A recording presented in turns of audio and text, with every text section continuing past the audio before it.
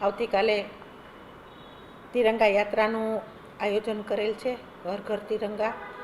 તારીખ 12 સવારે 8:30 વાગે બહુમાળી ભવન ચોક ખાતે જંગી સંખ્યા ત્યાં ઉપસ્થિત રહેશે. શાળા કોલેજના વિદ્યાર્થીઓ, અન્ય સામાજિક સંસ્થાના કાર્યકર્તાઓ, ભારતીય જનતા પાર્ટીના કોર્પોરેટરો, પદાધિકારીઓ, કમિશનર સાહેબ, લોકોની વચ્ચે આ કાર્યક્રમ હોય. આ કાર્યક્રમનો રૂટ બહુમાળી ભવનથી લઈ અને મહાત્મા ગાંધીના સ્ટેચ્યુ સુધીનો રહેશે.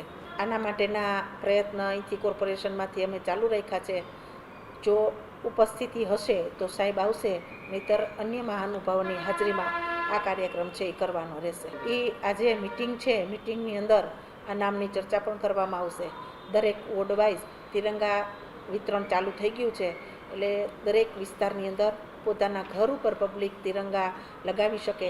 તેમજ 15મી ઓગસ્ટ પણ સ્વતંત્ર પર્વ નજીક હોય, પોતાના ઘરની અંદર તિરંગા લગાવે, તિરંગાનું માન જાળવે અને તિરંગાને નીચે પણ ક્યાંય ન અટકે તેનું પણ એક માન રાખે.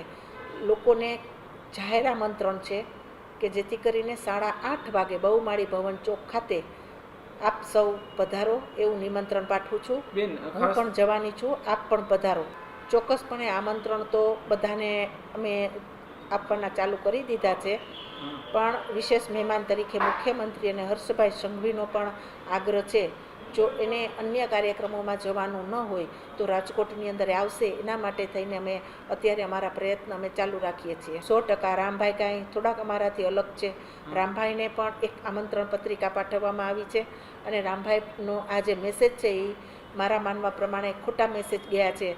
રામભાઈ છે એ હંમેશા અમારા માનનીય અને આદરણીય રહ્યા છે. એને ચોક્કસ આ કાર્યક્રમની અંદર આમંત્રણ પાઠવવામાં આવેલું છે.